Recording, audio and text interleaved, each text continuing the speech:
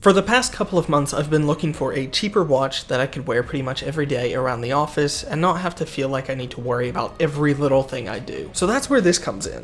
The Timex HODINKEE Waterbury edition, and honestly, it has been my new favorite watch. So stumbling across this watch a few months ago, I was actually a little hesitant. It was $280 for a Timex, which is a watch brand that you can find notoriously well under $100. So I wasn't entirely convinced. In fact, I actually talked Nick out of purchasing this exact watch just a couple of months prior. But then the more I thought about it, the more I realized I do want a watch that is on the more affordable side, which Timex kind of fits perfectly. I wanted something that I could wear around the office and something that I could wear especially at home with a 2-year-old that wasn't really going to take any damage, and if it did, it wasn't necessarily a big deal. For me, the biggest test of a watch's durability is if it can make it more than a few hours in the hands of my 2-year-old, and this watch so far has done actually really well. So for me, the test of the 2-year-old is much more important than any water resistance could ever matter. This watch is also on the cheaper end of the watch spectrum while also maintaining the quality that you do expect from a daily driver watch. It's actually been one of the more surprising things to me, because I figured that a collaborative watch at $275 with, frankly, the Timex name plastered on it wasn't going to be the most quality watch I could ever purchase, and in fact, it's almost proved to be the opposite. When you compare it to another collaborative watch at $260 from two reputable names, OMEGA and Swatch, you look at the Moon Swatch, $260, and you essentially get a plastic toy. This, on the other hand, being a collaborative watch, has ended up being the complete opposite. It's not a disappointment, and for the price, the quality isn't disappointing in pretty much every way except a couple that we'll get to later. But being a collaborative piece is something that actually adds value to me personally. I realized when I was writing notes for this video that the majority of my watches were a collaboration piece in some way. I understand it's not everyone's thing, but to me, a watch after a certain amount of time becomes a bit impersonal, so having that other brand to attach it to makes it more fun and exciting. I also love that it takes inspiration from dive watches, since they are my favorite kind of watch. Most importantly though, I think wearability is the single most important topic that we can talk about today. With a lot of my watches, they're a bit on the heavier side, or on the polar opposite, there's the Moon Swatch, which is so light it doesn't even feel like it should cost $100. This, on the other hand, sits right in the middle. It's the perfect weight. It doesn't feel so light that it's cheap, but it's not so heavy that you're kind of dragged down all day while you're trying to type or work or even just walking around downtown. To give some reference, every day when I get home, I go straight to my watch box and I take my wallet out and I put the watch back in the box. Except when wearing this watch, I noticed something very interesting the other day, and that was I didn't take the watch off. Not because I wanted to keep it on, but just because I completely forgot it was on. It wasn't until I crawled into bed that night that I actually realized I was still wearing the watch, which speaks greatly to how comfortable the watch is to wear. But this, on the other hand, is something that has very much so surprised me. The strap is comfortable, the buckle for me personally is comfortable, and overall I can wear the watch for 24 hours without really noticing that it's on my wrist. And that's something that I really wanted in a watch. I wanted something I could get in the car, go for a long road trip on, and completely forget I was wearing, but still be able to look down and see the watch on my wrist. And speaking of design, I think its modern take on a vintage style is something that I've really been looking for in a lot of watches lately. For the most part, I've never been the person that was too concerned with vintage aesthetic and looking vintage while having modern features.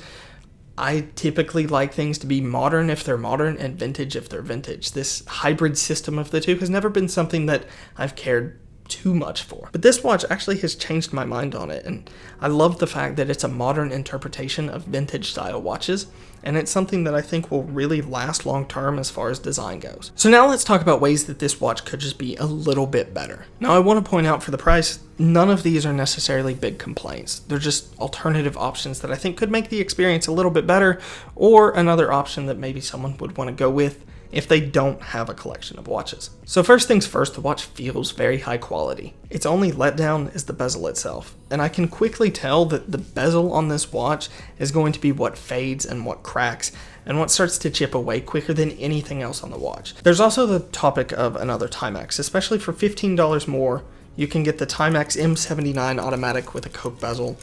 And I think if it's your only watch and you are dead set on having a Timex for whatever reason, I really think the M79 might be a better option for most people.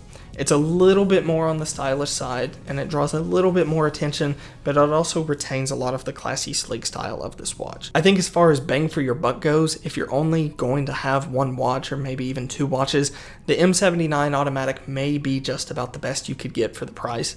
And I think if you only had one option, it would be to go with that over this. I think for me personally, having a collaborative watch is something that I enjoy much more than having something that just looks pretty.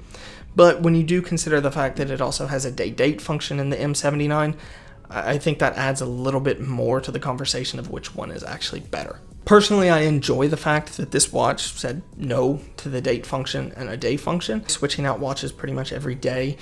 My watches never have the power reserve needed to continue the day-date function anyway, so really I don't even bother changing them most of the time. So for me, it's nice to know that a watch that I wear pretty much most of the time, I never even have to worry about it. And even if the watch did lose power for whatever reason, if I didn't wear it long enough, it's not really something that's going to be a bother. The next thing is a little nitpicky, and this is just personal preference for me. I would have really enjoyed to see a screw-down crown on this watch. I think a screw-down crown gives a lot of people a better sense of quality from a watch than you get from just having a standard crown. But it's just that one little thing that I think could have made the watch just a little bit better. Speaking of, I do have one big complaint about this watch. When I purchased my Seamaster, I purchased it from HODINKEE brand new, and it came along with the original packaging in this very nice HODINKEE box, which on top of that also came with a very easy portable case. Even if it didn't come with a carrying case, I did expect something a little bit nicer as far as the box goes. Unfortunately, the Timex HODINKEE comes in this, and as you can see, especially in the B-roll, that this watch box was heavily beat up by the time it came to me. I think a box, for me personally, makes the experience of a watch so much greater. So when I see that a company puts effort into making a box that is unique and fun and very specific to their brand, it makes a world of difference on the watch. When a watch is all about collaboration and two companies coming together to create something, letting go on the packaging seems to be one of the more common occurrences, but it's something that I wish more companies would take into consideration. If you have customers that have purchased other watches from you and they see what you can do with your boxing and packaging, it makes a slightly disappointing experience when the only indication that it is a HODINKEE Timex is on the front of the box and not actually on the box itself. I think a lot of people have voiced their opinion that the value of a watch is the watch itself. The box means very little to them.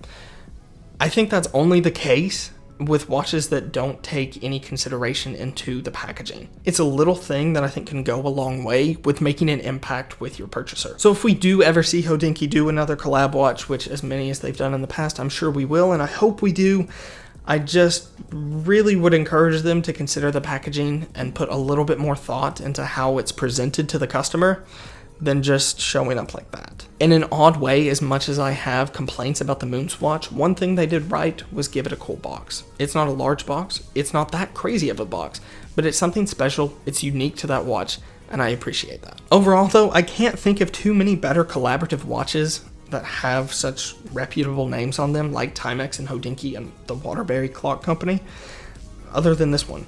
And in fact, I think if you're looking for a watch in this price point and you have other watches and you just want something that you can wear around and not necessarily worry too much about, I think this is just about the best option that you can get right now, even though there are other good watches for the same price. As someone in the watch industry specifically, it's something that I really enjoy having. I'm glad I purchased it. I have no regrets, even though I do have points that I would like to see improved in the future.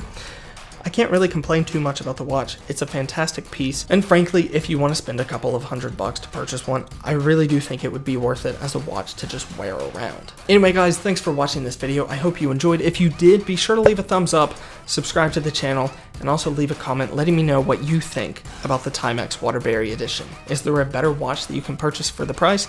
And is there a better watch with a story that you can purchase for the price? I'll see you all in the next video. Thanks for watching.